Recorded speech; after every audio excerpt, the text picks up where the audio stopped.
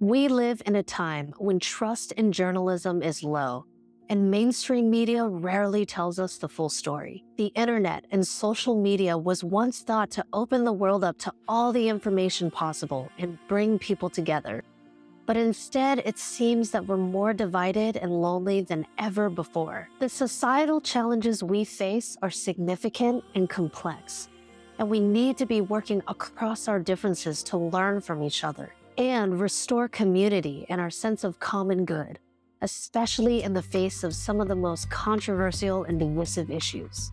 Welcome to Want to Know. Since 2003, we've been dedicated to educating the public about the powerful forces shaping our society from behind the scenes, using only the most reliable and verifiable information. In fact, Want to Know was founded by Fred Burks, a White House interpreter for top presidents and government officials who blew the whistle on significant levels of global deception and manipulation he witnessed while he was working for the State Department.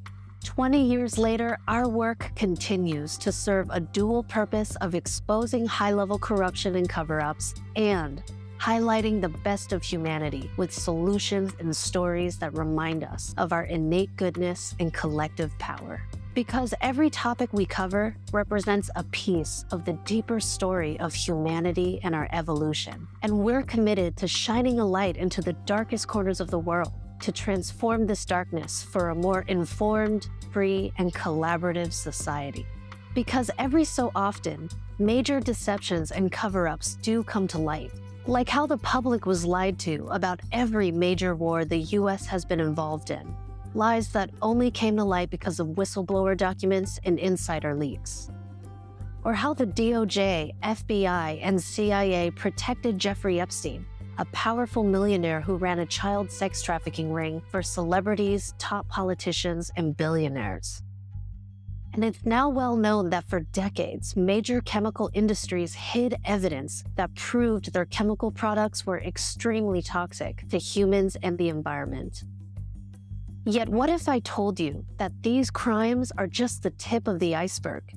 When much of the mainstream media and entertainment industry is controlled by powerful people, the official narratives we encounter tend to avoid exposing harmful agendas of those in power.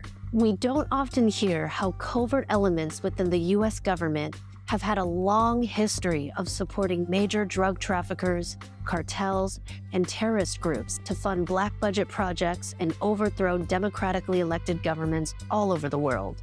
And the media barely covered the 1999 King family civil trial, where it took a jury only 1 hour to determine that elements within the US government were behind the assassination of Dr. Martin Luther King Jr., who posed a major threat to the network of corporate and government powers profiting lavishly from war and economic inequality.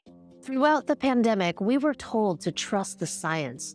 Yet what's barely talked about in the media is how editors of major scientific journals are saying that science can no longer be trusted due to widespread corruption of the scientific process. Big pharma giant Merck created a fake medical journal and hit list to destroy doctors speaking out about the massive number of deaths caused by their anti-arthritis drug Vioxx.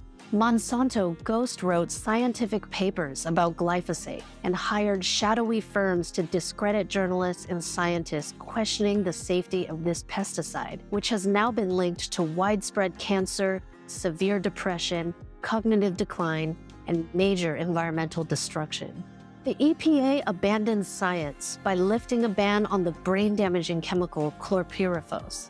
This chemical was developed as a nerve gas weapon in Nazi Germany and is now applied to many major food crops that we eat. Meanwhile, chronic illness and cancer have skyrocketed, despite the US spending the most on healthcare than any other high-income country. At the heart of these harms, across all sectors of society, are powerful corporate entities working in cooperation with corrupt public officials to strategically control the media and the federal agencies designed to regulate them.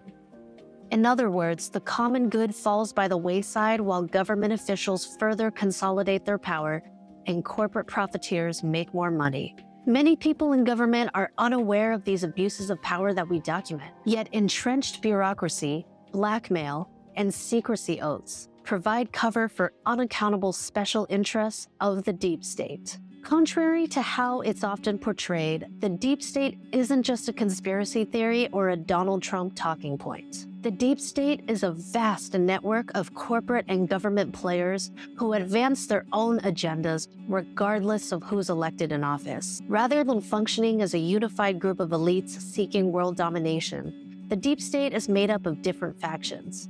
Yet what these factions have in common is endlessly seeking profits at the expense of human and environmental harm. Big banks rake in billions from the deadly cluster bomb trade, while both Democratic and Republican Congress members own and trade defense stocks. COVID pandemic policies produced what now looks like the greatest wealth transfer in history. The deep state is not the blue or red party, but the money party that corrupts both sides of the political aisle. At WantToKnow, we transcend partisan politics because the culture wars playing out in society have generated ferocious arguments, yet very little clarity about what we can do to unite for the greater good. Depending on where you stand on the political spectrum, we're told that these people are the enemies.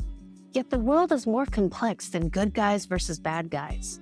And blaming any one group or individual for society's problems ignores the deeper forces profiting from keeping us divided and polarized. Social division makes it easier for us to be manipulated. COINTELPRO was a secret FBI program that infiltrated civil rights and progressive groups to limit their political effectiveness, in part by exploiting internal divisions, destroying reputations, and weaponizing the media. Public discourse continues to be manipulated and controlled to this day, where shadowy, unelected individuals within our government regularly conspire with big tech. It came to light that the Pentagon is running a secret army of 60,000 people, where much of the operations consist of creating fake online personas to sow division and collect intelligence. Or the Cyber Threat Intelligence League, a joint effort between US and UK military intelligence groups and big tech to promote censorship of unfavorable views on social media using methods like defaming people, infiltrating private groups,